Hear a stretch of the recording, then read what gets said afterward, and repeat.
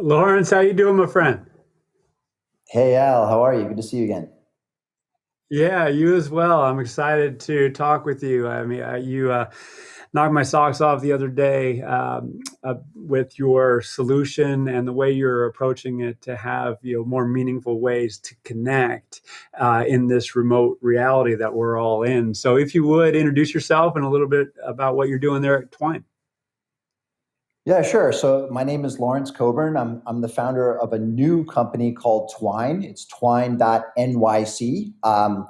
It touches on a lot of the themes that Al was just talking about, which is sort of kind of human connection, what happens in a remote first world, all of those sort of epidemics of loneliness and partisanship that are happening in sort of the consumer side of our lives. So my belief has always been that software should be able to help with these things. And I thought it might be interesting to hear a little of the founding story of Twine and how we got to sort of this problem of remote work.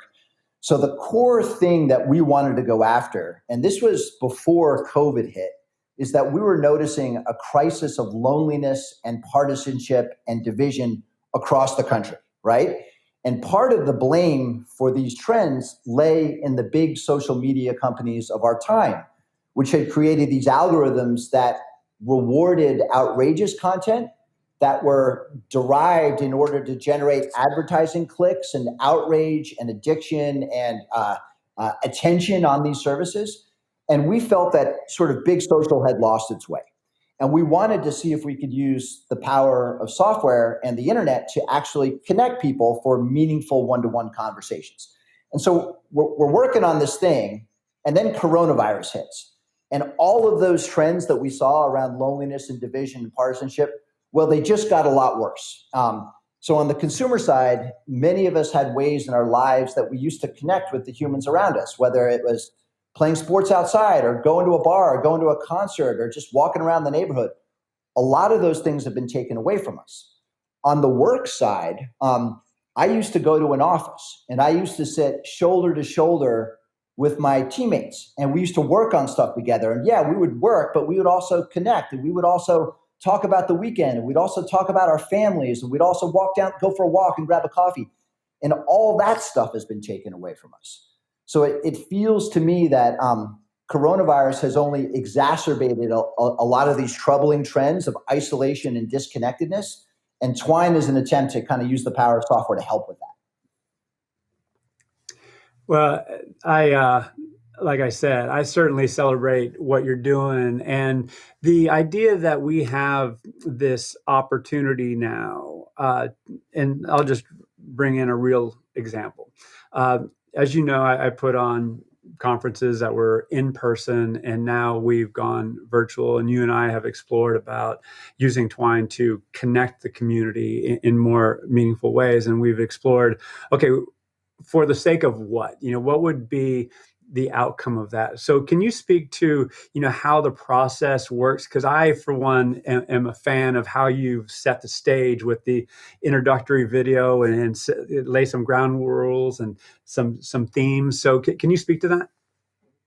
Yeah, sure. So I'll frame it up, and then I'm actually going to share my screen, and I can show you what the actual product experience looks like.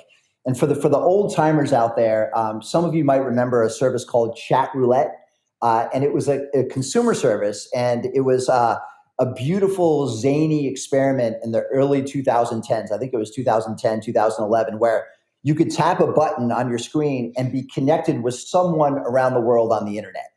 And for about 3 weeks, it was magical. It was these beautiful serendipitous connections. And then the perverts came in and kind of ruined it all. But that was one of the inspirations. So let me share my screen here for a second.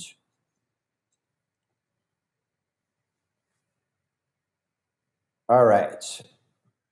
And so let me walk through this experience a little bit. And Al, if you don't say anything, I assume you all can see my screen okay. So We what can. you're looking at is something that we call a space. And you can think about a space as almost like a Slack instance for your team that delivers the Twine one-to-one connection format. And so in this space for this fictional company called Acme, we have a couple of rooms. We have a new members room, we have an EMEA room, we have a parenting while remote sort of self-help room, and you kind of get the idea. And the way the service works is it's designed around the atomic unit of the conversation. And so we ask our users to select topics and questions that they're passionate about. And these can be about work things, they can be about family things, they can be about hobbies outside of work, and it can be completely customizable to our sort of corporate partners. And so each end user is selecting questions and topics that they're passionate about. And then we have a matching algorithm that actually connects you to other teammates within your company, within your organization, within your team, that also have an interest in those topics. So in this case, I've been matched with this woman, Janice. The product shows me the questions that we've been matched on, and it gives me a couple of seconds to catch my breath. And then similar to sort of like almost like a Zoom channel or something, a live connection opens up. And this is that sort of chat roulette experience where this is not a scheduled Zoom meeting. This is an algorithm matching you with someone from your community for a time-boxed, structured conversation around something that you're passionate about. So a couple things to note here. There's a countdown clock. And I know, Al, you and I tried this yesterday. And it's amazing what a little bit of time pressure will do. It'll get you through the small talk and get you right to sort of the meaningful topic. And the other thing you'll notice is that we overlay these questions onto the screen. And this is just a little bit of software assistance to guide people towards a meaningful conversation. We're not looking for small talk. We're not looking for sort of pre-Zoom meeting chatter. We're looking for something meaningful where you get to tell a story that will help your conversation partner get to know you and understand you a little bit more. And that's kind of the gist of the experience. And so typically when we run these experiences, it'll rotate through 3, 4, 5, 6, 7 partners. And then you'll leave these things knowing your teammates a lot more than you did before. And for me, like, I'm an awkward introvert, and there's a moment like you're at the top of the roller coaster when the connection thing is going and someone is about to appear on your screen and you don't know who it is.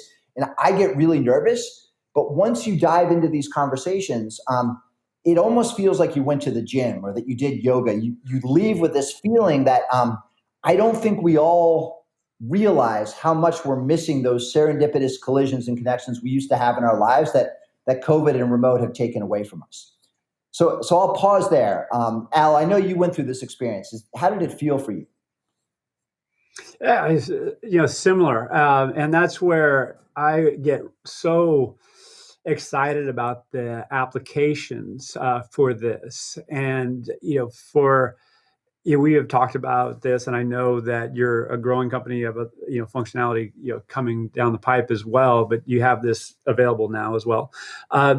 Everything from appreciating diversity and inclusion and creating, so you can elevate level of empathy if you structure it around a DEI conversation. We've talked about the potential application of job matching or career exploration. So without going further down that road, what are some of the applications that you see? Because as you're sharing, I'm just going, yes. I can see a lot of it that can be done, particularly given the constraints that COVID is putting on us right now. Yeah, so the first use case we're seeing a lot of is the new hire onboarding. So companies that are hiring right now, in the old days, like, new people used to be walked around the office, meet some folks that would help them get their job done. There'd probably be an employee happy hour, these kinds of things. All that stuff is gone. So we're seeing some of our pilot customers use this to run new hire onboarding. So your new hires can immediately meet 5, 6, 7 people, which is kind of neat. The second use case you mentioned is DEI, right? Which is DEI requires a complex level of conversation and understanding of your peers. And so I'll give you an example. We were approached by the Black Employees Network at a Fortune 500. And what they are trying to do is structure conversations around difficult topics, particularly around race. And one of the questions that they've inserted into the experience is, tell me about a time from your work experience that you felt like you were treated differently because of your race or ethnicity. And just that little prompt is unearthing these stories from your teammates, from these coworkers that no one had any visibility to. And I'm a white guy. I've had a privileged background, and I've joined some of these conversations, and I've heard stories that just like stop me in my tracks. And so that's sort of the power of conversation. Other use cases that we're looking at, virtual water coolers. So just like sort of a replacement for the Zoom happy hour, which has kind of run its course. Like, how can you really connect with your teammates? Other use cases like connecting mentors and mentees, connecting kind of buyers and sellers, a networking module for our virtual events. So we're in such early days, and there's an excitement of being a startup that this young, because you can see the potential for all these different use cases. And there will probably become a time that we have to zero in and go deep on 1, 2, 3 use cases. But for right now, if you have ideas, we'd love to hear about them. And just to call something out at a very basic level, the application can be within an organization, which obviously you have your teammates and your colleagues there, but it can also have applications for broader communities that are cross organization. Is that right? That's right. It's a lot like Slack. So what I understand is that there are 10x the number of Slack instances that are non-corporate, that are communities of interest, and there's 1x the number of corporate instances. So we're sort of modeling our go-to-market and our structure. So yes, we want to power corporate teams that are distributed, that are work from home, but we are also exposing our software to any organization that wants to use it and try it. Got it. So with that in mind, let's say I have a great conversation with somebody over a 8-minute time constraint, and I want to stay connected with them and reach out to them. How does that happen? Yeah, I'll show you quickly what we built. It's kind of neat. So we built this asynchronous video messenger, and let me just sort of tap through some of these feedback screens here. And so the idea is, once you've been connected by our algorithm in a conversation, so you'll remember I was connected to this woman, Jessica, in this demo instance, you have the ability to stay in touch with them via an asynchronous video message. And our little bit of flavor that we add to this messaging feature is the ability to attach a question card from our library. So you can almost think about it like a virtual, virtual pen pal, where you're continuing these meaningful, deep conversations, but over video message, but again, with the structure of a question.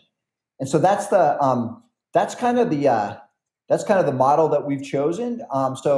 And we do something a little quirky, which you can only message the people that you've connected with. So this is not about broadcasting or spamming. This is about really zeroing in on connections that you want to continue and go deep on. Got it. And so if somebody wants to share their email, for example, that would be something that they would do actually in the video connection, or would that be done separately? Yeah, it's a little clunky right now. We have no written communication right now. It's all kind of audio visual. So you literally have to tell someone. We're probably going to add a text box into that channel. So, but for right now, you would say, hey, my email is this. No, it's actually kind of, in my view, totally fine. I mean, I can put up my QR code for my LinkedIn profile or something like that, and they can just scan it. If there's any number of ways. I just that safety, I think, is really cool, because many people, okay, my email's floating out there. I don't want somebody to reach out to me unsolicited. So that safety, I think, is really key to that authentic communication and conversation. Who is your buyer? Who do you see actually saying, okay, this is a good idea, we need this, we're gonna do it? Who's gonna make that decision from your experience? Yeah, so what we're seeing right now is that it's community leaders, and I'm using a very broad definition of that. A community leader could be literally someone that runs an organization or a community of interest. Somebody like you, Al, for example. Another persona that we're seeing is an HR business partner that is looking to bring kind of virtual tools to their clients, their internal business clients, that would allow the preservation of culture and team building and all these kinds of things. Another use case that we're seeing is actually sort of GM level, even CEO level people that are concerned about the impact of remote work on the culture, and they want to kind of make an effort to bring their companies together. So we're seeing a lot of different interest at different layers and levels, but there's certainly an HR people ops persona here that is enabling their internal clients to connect. And do you see this? I mean, many organizations have made public statements now that they're not coming back to work. Not certainly not in the way they're selling office space. They're breaking leases. I mean, it's going to be a different world, even when we pass COVID and we get to this place where offices are safe and we're going to go back, but we're still not going to go back in the same way. So, the use cases that you're providing, you said you were at this pre-COVID, but now given the pandemic, there's probably even a heightened use case. Are you seeing it the same way? We are, and in fact, we had a fork in the road a couple of months ago. Is do we want to be a consumer social network and take on Facebook, or do we want to Mm-hmm. bring our experience to existing communities, whether they're corporate or organization wide? And the decision that we made was based on exactly what you said. We believe one of the lasting trends that comes from this coronavirus era is that people will not go back to the work the same way they did before. Maybe they'll be going into an office 1 or 2 days, but what's happening right now is every company in the country and most in the world are getting a crash course on how to be effective remote. And so we think that we think it's going to continue probably forever in some way. The dial has been permanently turned. Got it. Yeah, I And would we're agree. And also go ahead. we're also as we've interviewed like 75 HR and people leaders at big companies to talk about how they see it, and what we're seeing is that there's a race for the policy to catch up with the reality. So HR leaders are racing to catch up. Like, how do they reimburse people for their work setup, for their desk? How do they pay people? If your best engineer is moving to Boise, Idaho, are you going to pay them like they live in San Francisco? Or are you going to pay them like they live in Boise? And so there's this race for the policy and to catch up with the reality. And I think one of the Mm-hmm. things that's happening is that the softer stuff, which in my opinion is not so soft, the actual connections that hold your company together is getting ignored. So there's a real peril. I think we're going to see attrition get a lot easier in the age of remote, because literally someone can just start working for someone else, and there's no bonds holding you there anymore. So we Yeah. shall see. Yeah. And so what I'm hearing too, this can be used. We talked about kind of serious topics like DEI and onboarding, but it can also be fun. Yeah. So if, to your point around a happy hour, this could be something to create culture and connection within an organization or community. Is that right? That's right, and it usually is fun. It's usually not like let's talk about 2022 strategy. Like, that's usually not the discussion question. There's plenty of scheduled Zoom meetings for that. This is usually for Yeah. the other stuff, the whole self. And it could be like parenting tips to keep my daughter off 10 hours of screens a day. Like, what are other parents doing? Like, that's something that's very important for me to hear about. So we see the whole gamut of topics happening. Yeah, gosh, I absolutely love it. Now, I know you're building, so I want to qualify that with this question, because we had talked about we get a group in, there's a series of questions, the algorithm matches based on the responses to those questions. But we also talked about having, say, a singular figure, whether it be a hiring manager, a recruiter, or a subject matter expert, go through a series of I don't want to call it speed dating, but get a series of blocked time. Is that something that you're working towards as well? Yeah. Yeah, we're looking at that. You can think about that as sort of the office hours model, where if I just wanted to open Mhm. my schedule up to say, like, for example, I'm an advisor to a bunch of Cal Berkeley startups. And if I just wanted to choose an hour slot and let those young entrepreneurs schedule time with me, and I could just rotate through them in 10-minute blocks, like that, we think that's something that's very compelling and something that we're looking at now. Yeah, no, it sounds like fun, and that's kind of where my head went, because the inquiries that come, my way, and I'm sure your way, it's like, okay, how do I manage this within an hour? And cutting people off is hard. It's not fun for everybody, for anybody. But what you're supplying can certainly have a clear boundary and use time efficiently for both parties. So anyway, I certainly celebrate that, and I look forward to it. So we have a little bit of time here. As we proceed with this remote work environment, and organizations are wrestling with their workforce strategy, to your point around the Boise, San Francisco example. If you were going to talk to a CHRO or an executive, where would you say this is the priority for you right now? This is the use case for you right now. What are the top one, two, three things? Would it be onboarding and DEI? Yeah, it's a good question. So there are technology companies and probably other kinds of companies that have been running remote first for a long time. And the company that Mhm. comes to mind is a company called GitLab, and they've grown Mhm. incredibly fast, serves developer community, and they've always been remote. And the CEO has been relentless about documenting all of their best practices for how to run a remote workforce. And so they do things like if you're going to give a PowerPoint presentation, you have to record it. They are never going to force people to watch a PowerPoint presentation live because that's something that can be done asynchronously. They see asynchronous as the gift of flexibility for their team, and they treat synchronous as extremely expensive, and there has to be a real use case for it. And they've documented, they Mhm. have many kind of strategy documents on how to do this. So I would encourage people to do a search for the GitLab CEO remote work best practices. Other thought leaders in this space, Zapier, it's another tech company that does kind of API connections between services. They have about 500 people. They've done a really good job at kind of going deep on this stuff. And Wade is the CEO, and he's put out some good blog posts and thought leadership on this.